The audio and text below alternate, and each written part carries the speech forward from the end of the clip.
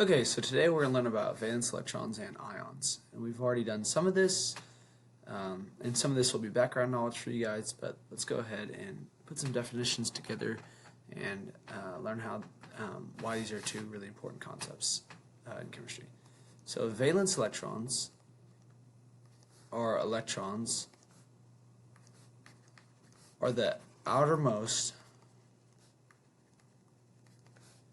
S and P electrons. Okay, so they're the outermost S and P electrons, and they have to be either S or P electrons. D electrons or F electrons would not count as valence electrons.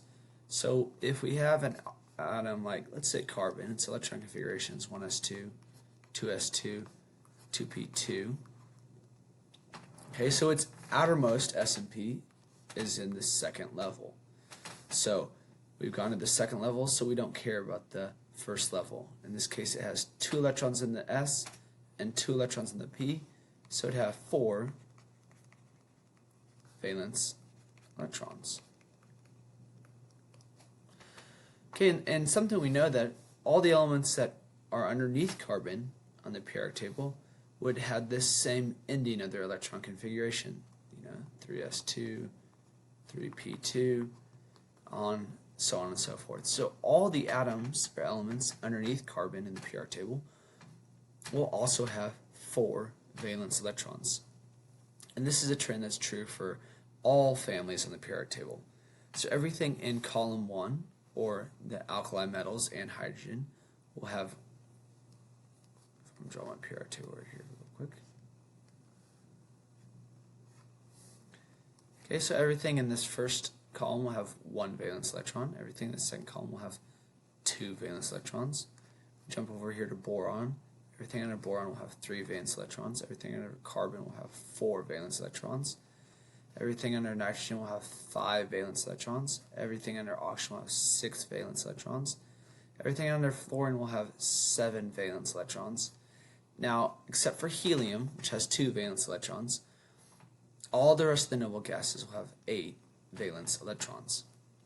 So instead of having to write out your electron configuration for every single atom when you're trying to find out the valence electrons, we can just look at where they are on the periodic table. Besides the transition metals, we can determine the valence electrons by the family that it's in. Okay, so why is that important? Well, it's important because of ions. Well, first off, valence electrons are outermost S and P electrons. They're also the electrons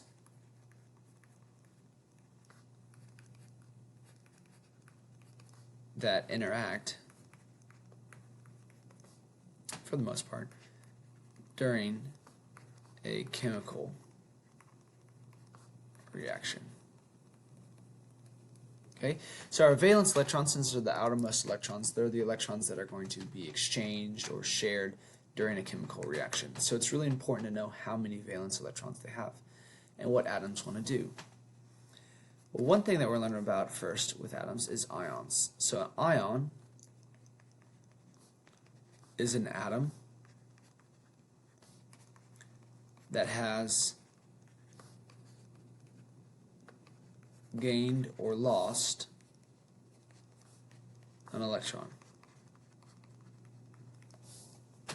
And this has to do with the ionization energy that we've looked at, also the stability of the nucleus. Some nucleuses are good at pulling electrons to themselves, like fluorine, and some nucleuses are good, or have really weak control over their electrons, like cesium, francium, stuff like that, and most metals. And they lose electrons, okay, or non-metals do a good job of pulling those electrons away from them. And when that happens, when an atom gains or loses an electron, it becomes an ion. Okay. So when an atom loses an ion, it becomes a cation. A cation is an ion that has a positive charge. Okay, and it's lost 1 or more electrons. And a good way to remember this cation is cats have paws. So cation has positive charges.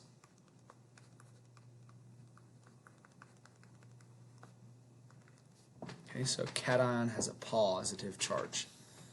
And then the other ion we have is an anion. An anion is an ion that has a negative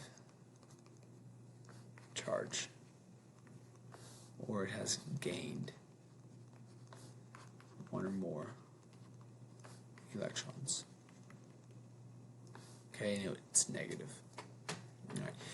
So most of the time, our cations are going to be metals. Okay, so most metals, or most cations, are metals, and most anions are nonmetals.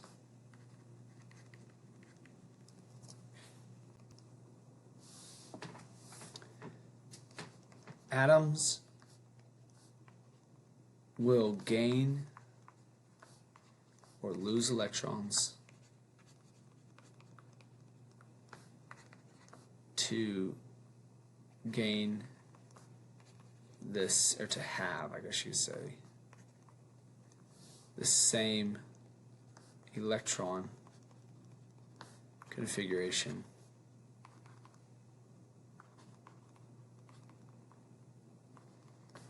as a noble gas. I don't know why I put K there. Noble gas. Okay?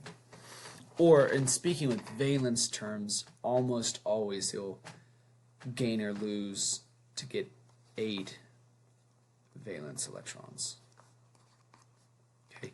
It's not true for some atoms like lithium, beryllium, and boron. Would lose to get 2 valence electrons, but that would be a full first shell. So really 8 valence electrons, or we can say a full valence shell. Because if you think of the electron configurations again, each energy level can have 2 s electrons and 6 p electrons. So together, that would be 8, or 8 valence electrons would be a full valence shell. Alright, so there's a quick overview of valence electrons and ions.